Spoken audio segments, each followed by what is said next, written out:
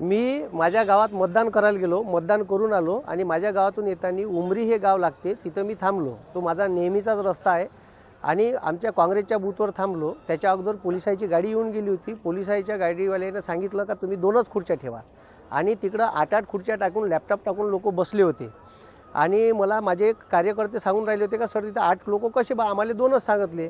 मग मी त्याचं ऐकलं। मग मी चे PI कापडे साहेब यायला फोन केला तर ते येतो म्हणे आणि तिथं मला गावातल्या लोकांनी सांगितलं का ग्रामपंचायतचा कर्मचारी आशिष म्हणून तिथं बसला आहे, ठीक आहे, लॅपटॉप टाकून। ॲक्च्युली तो पक्षाचा बूथ असल्यामुळे तिथं बसता येत नाही। कलेक्टर साहेबांनी आणि SDO साहेबांनी BLOसाठी आतमध्ये जागा दिली आहे आणि सरकारी कर्मचाऱ्याला त्याच्या बूथवर बसायचा अधिकार नाही आहे।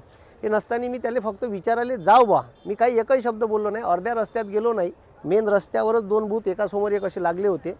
तर सरळ तो गुंडा प्रवृत्तीचा आणि आमदार पंकज भोयरचा पिलांटू सचिन खोशे यानं सरळ आणि त्याच्यावर क्रिमिनलचे बरेचसे आरोप आहे, त्याच्यावर गुन्हे दाखल आहे आणि तो डायरेक्ट माझ्या अंगावर येऊन मला मारहाण करून राहिला, ठीक आहे। मी एकही शब्द बोललोच नाही, म्हणजे मी रस्त्यानं चाललो तर डायरेक्ट माझ्या अंगावर आला, माय बहिणीच्या शिवा दिल्या, ठीक आहे, घाणेरड्या शिवा दिल्या, माझी गच्ची पकडली आणि मला डायरेक्ट मारायला भिडला।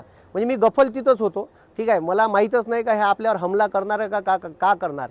हे सरळ BJPचे माजलेले जे काही हे लोक आहे, पोसून ठेवलेले पंकज भोयर यांनी पोसून ठेवलेले लोक असे अरेरावी करतात आणि सरळ आणि त्याच्यानंतर बाकीचे लोक गावातले धावत आले तर त्याले म्हणे एकाएकाले पाहून घेईन।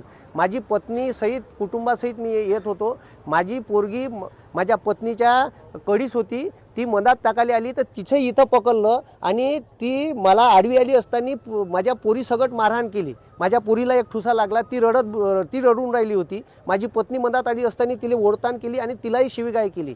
अशा प्रवृत्तीचे लोक इथं महाराष्ट्रात राज करून राहिले आणि या वर्धेतसुद्धा याचा गुंडाराज सर्रास चालू आहे आणि त्याच्यावर एक प्रदेश प्रवक्ता राष्ट्रवादीचा असताना माझ्यावर त्यांनी हमला केला।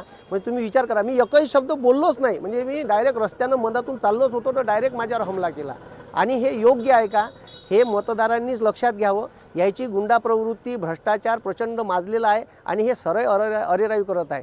मी काही एकही शब्द बोललो नसताना ही मारझोड केलेली आहे, ठीक आहे। आणि सरळ त्याच्यानंतर पुन्हा एक ठाकूर म्हणून तिथं माणूस आहे, एक जवादे म्हणून स्त्री आहे, ती सरळ माझ्या अंगावर आली, मला शिवीगाळ करू लागली, आई बहिणीच्या शिवा दिल्या घाणेरड्या।